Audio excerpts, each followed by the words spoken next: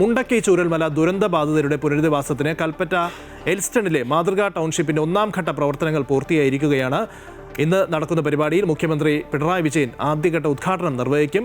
ഗുണഭോക്താക്കളുടെ പട്ടയ വിതരണവും ഈ ചടങ്ങിൽ നടക്കും. വിവരങ്ങളുമായി എം രാഗേഷ് ചേരുകയാണ്. Ragesh, good morning. എന്തായാലും കുറേ കാലമായി വലിയ ദുരിതത്തിലാണ് ഈ ദുരന്ത എന്തായാലും കഴിഞ്ഞ കുറേ നാളുകളായി വലിയ പ്രതീക്ഷയാണ് ഈ അവിടത്തെയുള്ള ദുരന്ത ബാധിതരൊക്കെ തന്നെ നടത്തിക്കൊണ്ടിരിക്കുന്നത്. മാത്രവുമല്ല, ഏറ്റവും ഒടുവിലിത അത് പൂർണ്ണമായിട്ടും യാഥാർത്ഥ്യവൽക്കരിക്കുകയാണ്. പിണറായി വിജയൻ ഇന്ന് രാവിലെ ഈ ഉദ്ഘാടന ചടങ്ങിൽ ഇത് അവർക്ക് കൈമാറുകയും ചെയ്യുന്നുണ്ട്. എത്ര മണിക്കായിരിക്കും ഈ ചടങ്ങുകൾ നടക്കുക?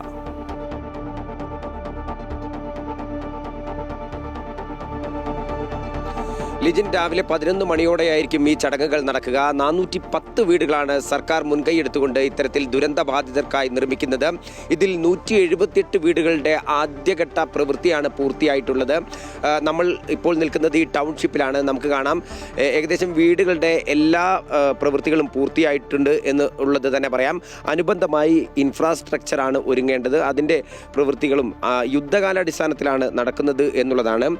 വളരെ ചുരുങ്ങിയ സമയം കൊണ്ടാണ് സർക്കാർ ഇത്തരത്തിലൊരു പ്രവൃത്തി പൂർത്തീകരിച്ചത് എന്നുള്ളതാണ് സർക്കാരിനെ സംബന്ധിച്ച് ഏറ്റവും അഭിമാനാർഹമായ ഒരു കാര്യമെന്ന് പറയുന്നത്.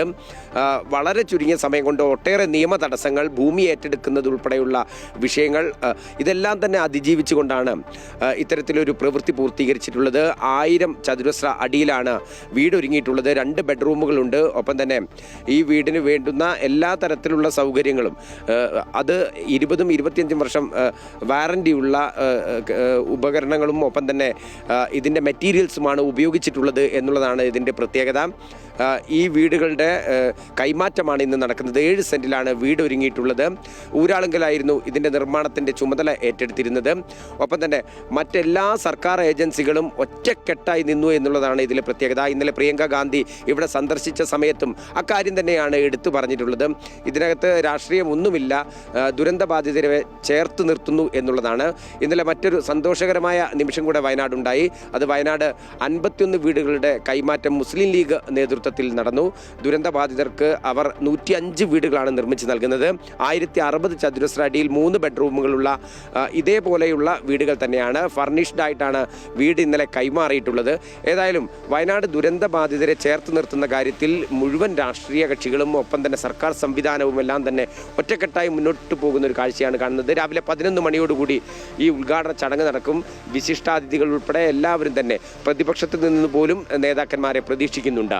ലിജിൻ, ശരി, എന്തായാലും ഒരു അതിജീവനത്തിൻ്റെ പൊതുഗാഥ രചിക്കുകയാണ് എന്ന് തന്നെ പറയാം. മുണ്ടക്കൈ ചൂരൽമല ദുരന്ത ബാധിതർ കഴിഞ്ഞ കുറേ കാലമായി ബുദ്ധിമുട്ട് അനുഭവിക്കുകയാണ്. ആദ്യഘട്ടത്തിൽ 178 വീടുകളുടെ താക്കോൽ ദാനം മുഖ്യമന്ത്രി പിണറായി വിജയൻ ഇന്ന് രാവിലെ 11 മണിക്ക് നടക്കുന്ന ചടങ്ങിൽ അവർക്ക് കൈമാറും. രാഗേഷാണ് വിവരങ്ങൾ നൽകിയത്.